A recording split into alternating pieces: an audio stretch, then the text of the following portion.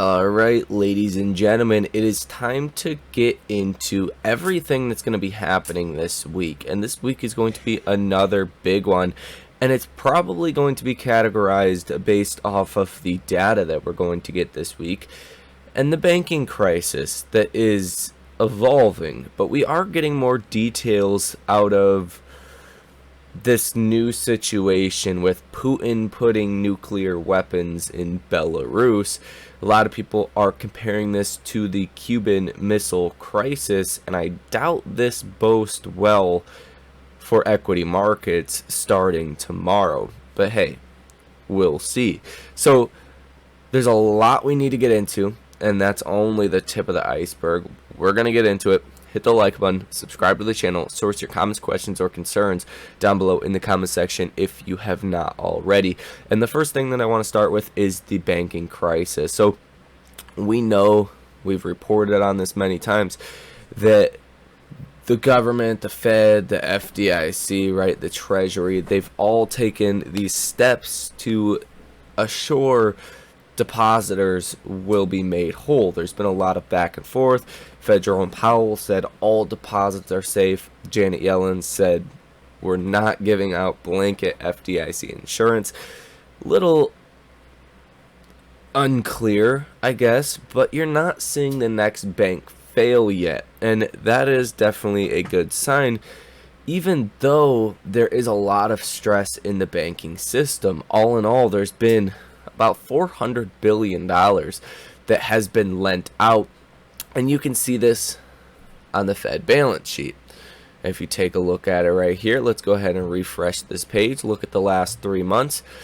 The Fed balance sheet went from about $8.3 trillion to about $8.73 trillion, about $400 billion of an increase. Even last week alone, seeing $100 billion added to the Fed's balance sheet. Not necessarily a good thing, right? This is equivalent to kind of what you've seen during the global financial crisis, and this time it's like the bad assets leading to a bank run, which leads to a liquidity crisis. You really haven't seen this before in recent history, so a little bit different. Now, the latest update that we are getting is this: deposit drains from smaller banks into financial giants like JP Chase has slowed, sources say. Key points: the surge of deposits moving from smaller banks to big institutions, including JP Chase and Wells Fargo, has slowed to a trickle in recent days, CNBC has learned. The deposit drain, which roiled markets globally and forced regulators to intervene to protect bank customers, began improving around March 16th, said people with knowledge of inflows at top banks. This situation is fluid and could change if concerns about other banks arise, said one person who declined to be identified, speaking before the release of financial figures next month. The past few weeks have exposed a glaring weakness in how some banks have managed their balance sheets, which could lead to more turbulence, said Citigroup CEO Jane Fraser. Now, what's interesting about this, and I actually heard this on CNBC, and they made a good point, that banks are so, I guess you could call regulated, that a lot of these banks have the same assets, right? First Republic is not too much different than the large banks. It's just the large banks are seen as having, you know, more safety, right? Because they have more deposits, they have more customers, and do more business abroad. So pretty interesting. Now, it says the broad sweep of those money flows are apparent in the Federal Reserve data released Friday. A delayed snapshot of deposits as of March 15th. While large banks appeared to gain deposits at the expense of smaller ones, the filings don't capture outflows from SVB because it was in the same big bank category as the companies that gained its dollars. And about $100 billion has left small banks and went into bigger banks. Now, $100 billion sounds like a lot of money, and it it is a lot of money, right? But it's only about 3% of all the assets that small and regional banks control. So it could be worse. And that's what a lot of people have said in regards to that number. So we'll see. This is going to be a very fluid situation. And I'm sure we'll get more updates today and certainly heading into tomorrow before markets do actually start to trade. Now, something else that is interesting, that kind of scary, right? The markets probably are not going to like this. Ukraine slams Putin's plan to station Russian nuclear weapons in Belarus. And we're not going to get into this too much. It basically sums it up with the title. They're going to be stationing nuclear weapons in Belarus. This apparently comes after the UK is supplying Ukraine with depleted uranium ammunition. Now, this is non-nuclear, right? It's depleted uranium, but uranium is a very hard metal. So these are more so like extreme armor piercing rounds. These rounds can, dig through dirt and hit you in a trench, basically, right? So just like Full Metal Jacket rounds, but like much more extreme. So much harder. And that's apparently why they're doing this. A lot of people are, I guess, discussing the meeting that Putin and Xi Jinping just had, the Chinese president, and basically saying, like, this is what came out of that meeting. That's not a good sign. That's definitely a escalation, and we'll see how the markets react to this. We've blown off these concerns in the past, so I'm not 100% convinced you'll get a big reaction. But it is possible, and over the last a year now, there's always been that chance of nuclear war, and you gotta imagine that's a negative factor on this market, because after all, that's the end of everything, so may or may not be seen as a bad thing coming tomorrow. Now, I will tell you guys, when the war in Ukraine does end, that's going to be massively bullish for the stock market, and it's probably going to give you a 10% rally, to be honest with you guys. So looking forward to that day, that's for sure. Now, on Monday, so tomorrow morning, you're going to get at, I believe that is 9:30 in the morning, it looks like, Dallas Fed Manufacturing Index. The previous month, meaning January, or February actually, this is for March, wow, February was negative 13.5. We're expecting negative 10. So you've been in contractionary territory for a very long time with the Dallas Fed Manufacturing Index, and you want to see this obviously not go deeper into negative territory. You've been in negative territory for so long now that it's firmly expected to be negative, but it's showing those recession odds, right, not so good, and the longer you stay in negative territory, potentially the deeper the recession is going to be. So that will be important. And then you're going to get at noon a 2-year bond auction. The last 2-year bond auction we got was at 4.67%. The 2-year bonds are sitting at about 3.65%. This is one of the big flashing signs of a recession that is currently flashing, and depending how the demand comes in for this 2-year bond, will give the markets a big reaction. So be on the lookout for that around noon tomorrow. And demand meaning if a lot of people want to buy this 2-year bond, yields are going to fall even more. If not as many people want to buy this 2-year bond, that's going to be a positive thing for the markets. That's going to give the markets a fat green candle, because the yields would go back up, and that would be very much not fearing a recession. Hopefully that makes some sense to you guys. The lower this yield goes as of right now, the more rate cuts the markets are pricing in for 2023. And the deeper a recession is going to be, the quicker a recession is going to come. Now, Tuesday, wholesale inventories month over month for February. Last month's reading for January was negative 0.3%. You're expecting negative 0.2%. Now, you just went in negative territory last month. You were positive. So this is going to be interesting to see how this does come out. It looks like it comes out at 8:30 in the morning. Wholesale inventories month over month as well, or that's what I just said, wholesale inventories month over month. S&P Case-Shiller home price year over year and month over month. Month over month, last month for January. Oh, this was actually for December. Some of this data is so lagged. So you're going to be getting January data. Expected at 0.9% negative. December's reading was 0.9% negative as well. So you want to see how that definitely comes in. House price index month over month and year over year as well.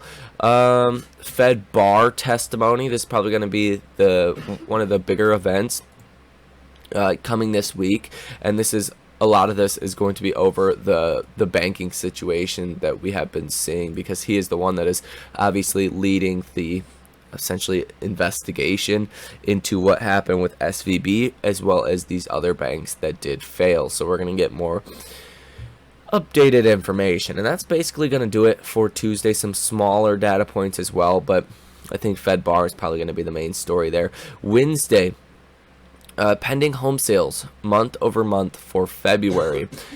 January's number was 8.1% positive. You're expecting 2.5% positive.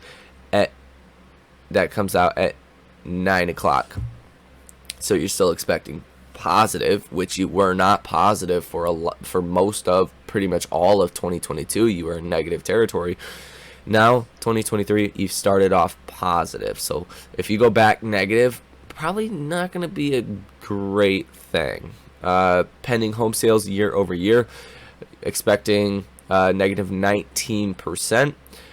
The January number was negative 24%. And then again, you have Fed bar, the testimony that continues, and that is going to be again Wednesday at 9 o'clock. So that is basically going to do it for Wednesday. For Thursday, you're going to get final numbers for GDP, and depending on the revisions that we see, can be very important. If you start to get negative revisions, it's not going to be good. GDP price index quarter over quarter came in, it looks like 4.4% for Q4, which is insane. We're expecting that to be revised down to 3.9%. GDP growth rate quarter over quarter, final data for Q4 came in at 3.2%. You're expecting that to be revised to 2.7%. So depending how these revisions are, it can give them the markets a move, and that does come out at 8:30 in the morning on Thursday. Initial jobless claims as well, expecting 193,000. Last week's reading was 191,000, so not really expecting too much there. Real consumer spending getting finalized for Q4 as well. So you're going to have a lot of revisions coming on Thursday. Fed Barkin speaks at almost 1 o'clock on Thursday as well. Fed Waller speaks too. It doesn't have a time on that, but I imagine that's like 5 or 6 o'clock. Usually it's or even later than that. Yeah, because this is 9 o'clock, so maybe it's even later than that. We'll see. And then on Friday, this is going to be the big day for this week, guys. The huge day for this week.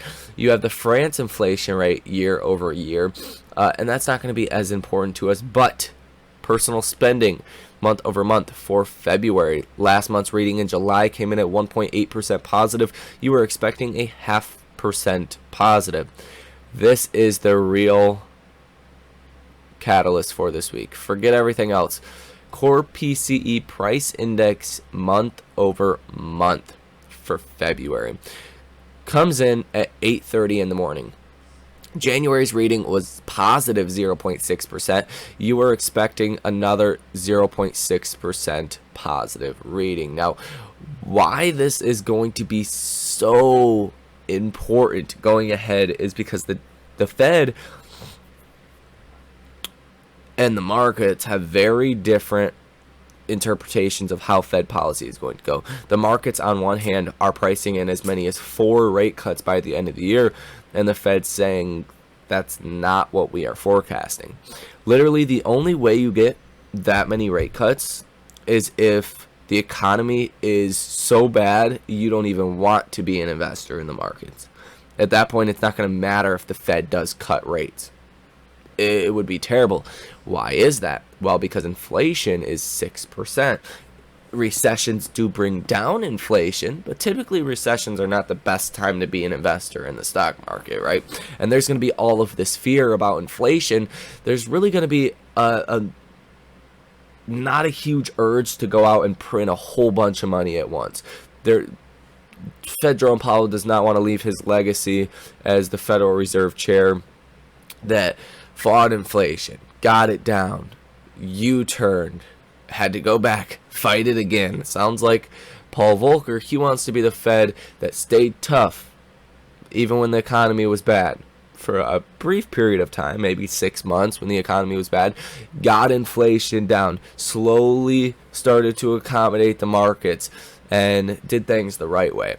So any inflation data that we get, if it comes down, that's going to be very big, because that means the Fed can U-turn quicker. If inflation does go higher from here, though, it's look out below. You're also going to have Fed Williams that speaks at 2 o'clock, Fed Cook that speaks at 4 o'clock, and a lot of cotton, wheat, corn, soybean data that will come out at 11 a.m. as well on Friday, and that could actually be big for, obviously, food price inflation, right? And that's kind of going to get baked into the markets based off of some of this data that we get right here that is highlighted. So that is going to do it for the economic calendar. The big thing that I really want to watch for this week is going to be the 2 and 10 year yield curve, to see if this continues to normalize. This normalizing is showing that people are buying the 2-year bond, and the 2-year bond yield is falling, whereas the 10-year bond yield is rising or staying flat. Now, this normalization of the yield curve is a bad thing after being inverted 1%. That is telling you people are fearful, and the higher this goes, the more rate cuts that are going to get priced into the markets. Right now, you're expecting 4 rate cuts by the end of the year, and the Fed's saying, yeah, we're not going to do that. That's a big problem. That's going to lead you to some downside. It might start this week. We need to get some new information, because after all, I mean, you've never really seen a moment in time where the markets and the Fed were so out of sync here. You're expecting, 100 basis points of rate cuts. The Fed says that's not going to happen. Inflation's 6%, and the labor market is super tight. You've never seen this in history. So there's no playbook for this. But what I will tell you is it will catch up to the stock market. And this might be the first week that it starts to. Definitely by Friday is going to be very big. Now, as far as earnings, I do want to cover this before we wrap up the video. You're not really going to get too much on Monday. Some secondary companies on Tuesday. That's where things are going to kick off and get a little interesting. You have McCormick Tuesday pre-market. Tuesday after hours, Lululemon, Micron, Dave & Buster's, Jeffries, and pay attention to Jeffries here. That's going to be big, right? Considering everything going on in the banking sector. Wednesday pre-market, Paychex, Cintas, and that's basically it. Wednesday after hours, RH, Restoration Hardware. Boom, that's gonna do it there. Thursday, you got Skills in after hours, you got BlackBerry, you got EVgo, and Rumble, as well as Canoe Thursday and after hours. And then on Friday, you're going to have some smaller companies as well. So a couple notable names here that can be important to the markets, because in reality, if earnings are bad, that's going to show you that maybe this recession is coming. Maybe it's already here. Recessions are very, very much backwards looking, so you don't even know when you're in a recession until you know you're in a recession. And at that point, it's a little too late. So that is going to do it for this video. That's kind of what you need to know in preparation for this week. Banking crisis, Putin, that's going to be important with the nukes in Poland. I don't know how much the markets are actually going to pay attention to that, though. But we'll see. If they do, it's going to make for a pretty red day coming on Monday, as well as the economic data, specifically on Friday when we get the PCE numbers. Economic data is going to be the most important thing, and basically everything rides on the economic data and the course of inflation. So that is going to do it for this video. Hit that like button, subscribe to the channel, source your comments, questions, or concerns down below in the comment section. Thank you guys for watching, and I'll see you in the next one.